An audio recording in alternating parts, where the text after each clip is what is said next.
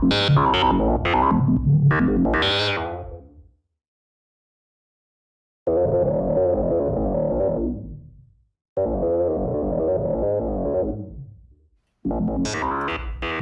day, this is Rob J from Solo Harmonics with another video on another essential synthesizer.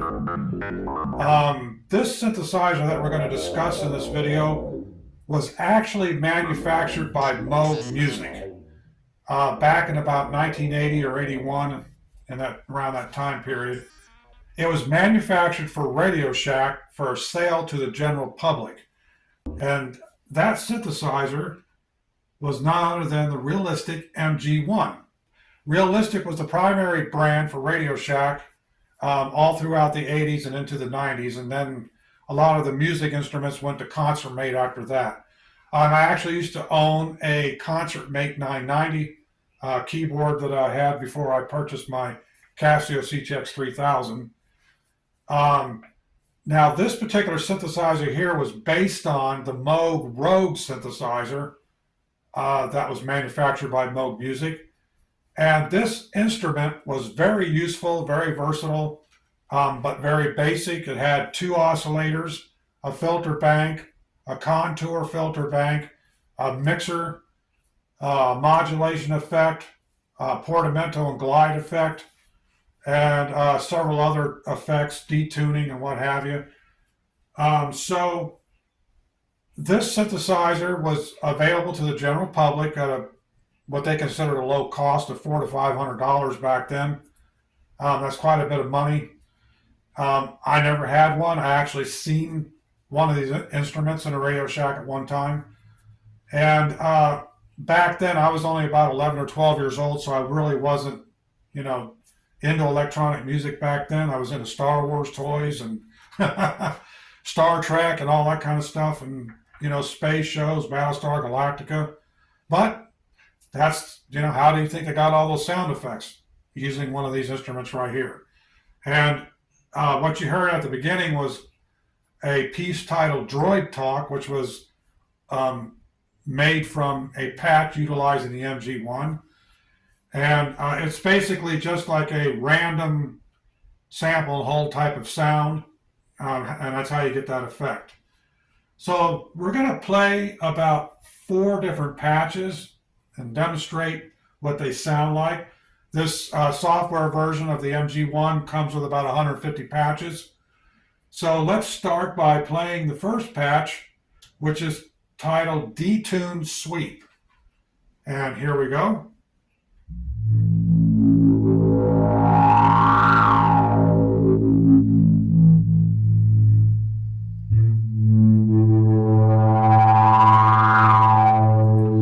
So what do they mean by detuned? Well, on a synthesizer, you have your oscillators, and one of the oscillators in this particular unit has a detune function, which allows you to tune the oscillator.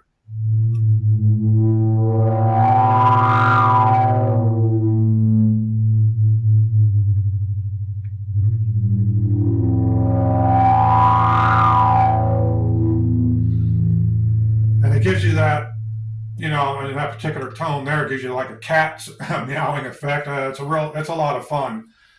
This synthesizer reminds me of my Octave Cat synthesizer that I used to own back in the mid to late 80s. I purchased at a pawn shop for a couple $100, and it had 2 oscillators, a filter bank, and several other effects similar to this. The only difference was it had a little bit more complex envelope generator. It had attack, decay, sustain, and release, where this one only has rise and fall time, which is basically attack and decay. Now, the way they worded the features on this keyboard, instead of oscillator, they used the word tone or tone source.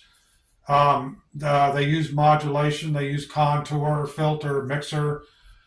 Just some of the instead of sample and hold, they use the title wave shape instead. So just a couple of different names or wording on that particular synthesizer. So the next patch that we're going to play is the electric bass, and it's a very cool sound. It's kind of funky.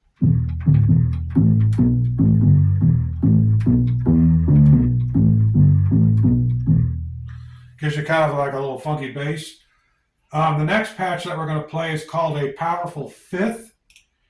And we're going to find that here in just a minute. Everything's in alphabetical order, so it's pretty easy to find.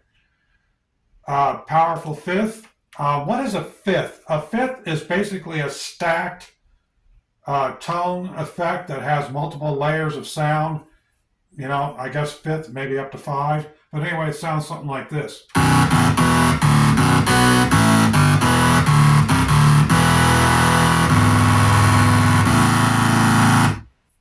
And it's a very distorted type of sawtooth sound.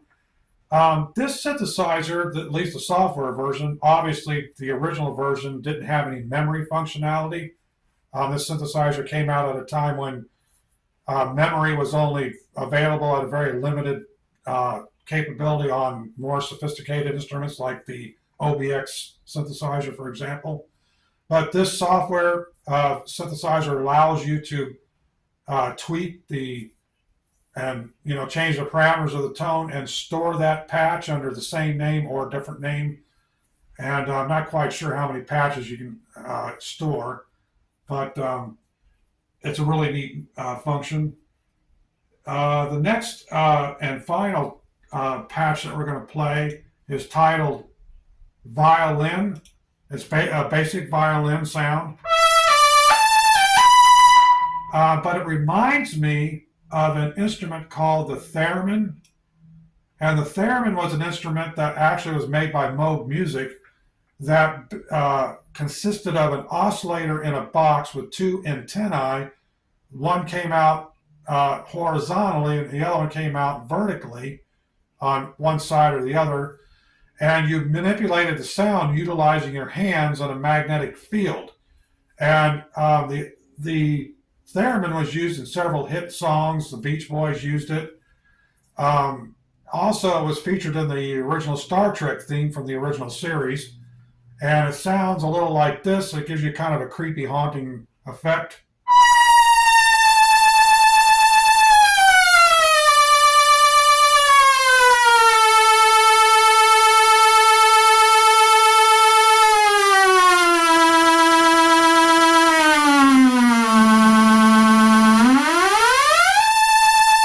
So as you can imagine, there's been many, you can imagine moving your hands around.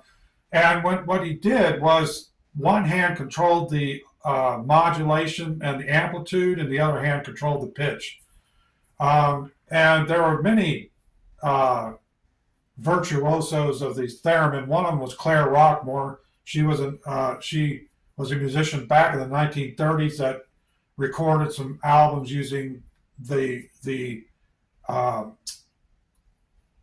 theremin as a violin type of sound. I've heard some of her recordings, very interesting. And it sounds a little creepy, to be honest with you, but it's really interesting. Anyway, that about wraps it up on the MG-1. I hope you enjoyed this video. I hope it was informative. If you're an electronic music fan as much as I am and you love to play, keep on playing.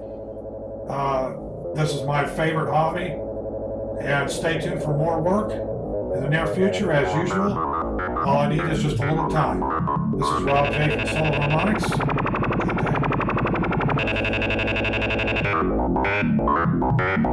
Good